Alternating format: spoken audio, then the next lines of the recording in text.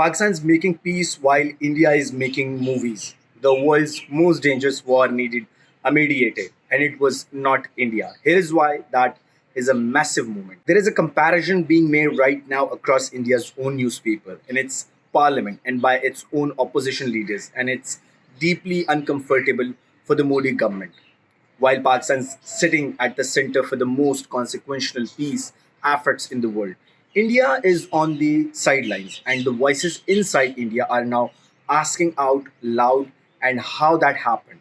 Let me give you the full picture. As the US Israel war on Iran entered its fourth week, the world desperately needed some trusted by both Washington and Tehran to carry messages between them that someone turned out to be Pakistan. Army Chief General Asim Munir spoke directly to Trump. Prime Minister Shehbaz Sharif called Iranian President Pezeshkian. Pakistani officials have been back channeling communication between Tehran and Trump's envoys, Jared Kushner and Steve Witkoff. Pakistan has offered Islamabad as a venue for formal peace talk, and Trump himself reshared that offer on his Truth social platform.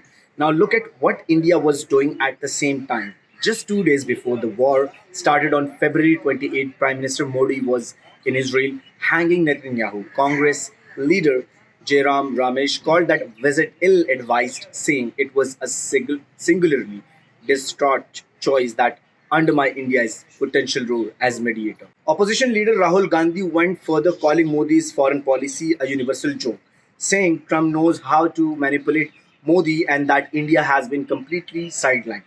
Analysts writing in Indian publication noted that while articles were suggesting Modi's India was the only country capable for ending the war, it was actually Pakistan, Turkey, and Egypt relying messages between Washington and Tehran, offering a new middle power bloc that completely excluded India. And that is where the Dhurinder reference come in. While Pakistan was doing real diplomacy, India released a big budget Bollywood film glorifying its military posturing. Indian critics said that the construct could not be more stark.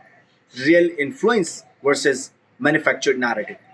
For Pakistan, this is not just a diplomatic win. It is a proof that a country everyone wrote off economically struggling, politically turbulent, can still punch above its weight when it chooses engagement over confrontation.